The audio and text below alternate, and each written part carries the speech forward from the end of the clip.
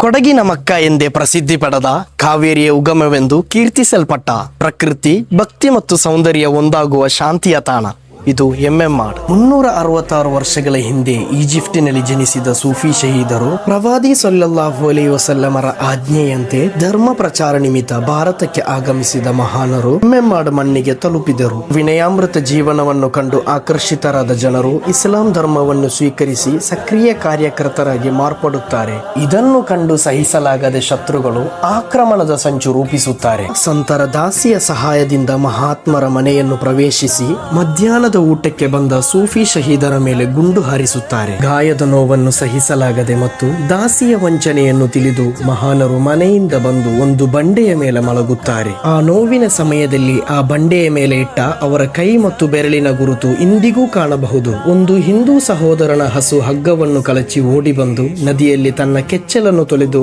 ಸಂತರಿಗೆ ಹಾಲುಣಿಸಿತು. ಈ ಘಟನೆಗೆ ಸಾಕ್ಷಿಯಾದ ಹಸುವಿನ ಕಾಲಿನ ಗುರುತು, ಹಗ್ಗದ ಗುರುತು ಹಾಗೂ ತಲೆದಿಂಬಾಗಿ ನಿಂತ ಕಲ್ಲುಗಳನ್ನು ಇಂದಿಗೂ ಕಾಣಬಹುದು. ಸೂಫಿ ಎಂದು ಜನರು ಕರೆಯುತ್ತಿದ್ದ ಮಹಾನರು ನಂತರ ಸೂಫಿ ಶಹೀದ್ ಎಂದು ಪ್ರಸಿದ್ಧಿಯಾದರು. ವಿಭಿನ್ನ ಧರ್ಮೀಯರು ಒಂದಾಗಿ ಸೇರುವ ಪವಿತ್ರ ತಾಣ, ಕಷ್ಟ ಸುಖಗಳನ್ನು ಹಂಚಿಕೊಳ್ಳುವ ಆಸರೆಯ ಕೇಂದ್ರ. ಮಹಾತ್ಮರ ಪಾವನ ನೆರಳು ಸದಾ ನಮ್ಮ ಜೊತೆಗಿರಲಿ ಎಂದು ಆಶಿಸುತ್ತಾ ಮತ್ತೆ ಭೇಟಿಯಾಗೋಣ.